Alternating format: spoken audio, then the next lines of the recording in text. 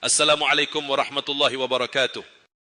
Alhamdulillah, segala puji bagi Allah, Tuhan yang Maha Esa, yang telah memberikan kita segala kenikmatan dan karunia-Nya, serta kesempatan untuk dapat berkumpul dalam keadaan sehat walafiat. Shalawat dan salam semoga tercurah kepada junjungan kita, Nabi Muhammad SAW, yang telah memberikan petunjuk dan contoh terbaik dalam setiap aspek kehidupan kita. Hadirin yang saya hormati, pada kesempatan kali ini kita akan membahas suatu masalah yang sering muncul dalam kehidupan sehari-hari, yaitu tentang bolehkah membatalkan salat karena ingin buang hajat. Pertanyaan ini tentu penting, karena salat merupakan salah satu ibadah yang sangat fundamental dalam agama Islam. Hukum membatalkan salat. Secara umum, salat merupakan ibadah yang wajib dan harus dilaksanakan dengan khusyuk dan penuh perhatian. Namun, ada beberapa keadaan di mana seseorang diperbolehkan untuk membatalkan salatnya. Salah satunya adalah ketika ia merasa sangat perlu untuk buang air besar atau buang air kecil. Hal ini tentunya berkaitan dengan hadits dan prinsip-prinsip fiqh yang berlaku. Dari segi fiqh, jika seseorang dalam keadaan salat merasa sangat ingin buang air, baik itu buang air kecil maupun buang air besar, dan ia merasa kesulitan atau khawatir bahwa dirinya tidak dapat menahan sampai salat selesai, maka dibolehkan untuk membatalkan salatnya dan keluar untuk memenuhi kebutuhan tersebut. Jika salah seorang di antara kalian merasa ingin buang air besar atau kecil dan ia sedang salat, maka hendaklah ia menyelesaikan salatnya jika ia bisa menahan. Tetapi jika tidak, maka hendaklah ia keluar untuk buang air. Hadis riwayat Al-Bukhari dan Muslim. Hadis ini menunjukkan bahwa jika seseorang sudah sangat ingin buang air dan merasa tidak dapat menahan, maka ia boleh membatalkan salat untuk memenuhi kebutuhan tersebut. Ini adalah bentuk kemudahan dalam agama Islam yang menunjukkan betapa Allah Subhanahu wa taala tidak membebani umatnya dengan hal-hal yang tidak dapat mereka lakukan.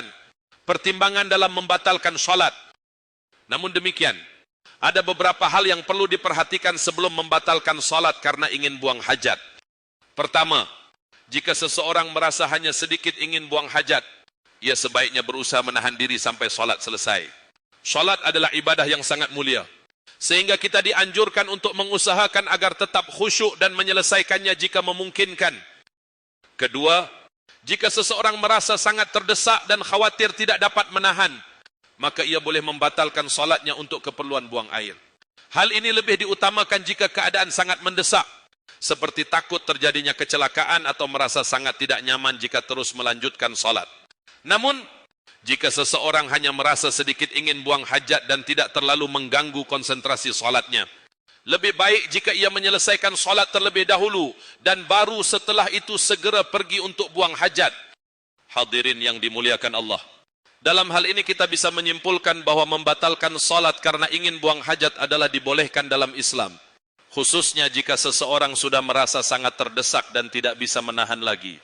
Hal ini menunjukkan betapa Islam memberikan kemudahan bagi umatnya dengan tetap memperhatikan kebutuhan dasar manusia. Namun, kita juga diingatkan untuk selalu berusaha menjaga salat kita dengan baik dan berusaha menahan diri jika hanya sedikit ingin buang air. Sebagaimana dalam banyak hal dalam hidup, Islam mengajarkan kita untuk selalu berusaha sebaik mungkin dalam melaksanakan ibadah, tetapi juga memberikan kelonggaran jika keadaan memaksa. Semoga kita semua diberikan kekuatan dan kemudahan dalam menjalankan ibadah dengan penuh khusyuk dan senantiasa menjaga kesucian dan kehormatan salat kita. Semoga Allah Subhanahu wa taala menerima setiap amal ibadah kita dan memberikan kita taufik serta hidayahnya. Jangan lupa selalu like, komen dan subscribe video ini. Semoga Allah selalu memudahkan langkah kita menuju hidup yang penuh berkah. Amin. Wassalamualaikum warahmatullahi wabarakatuh.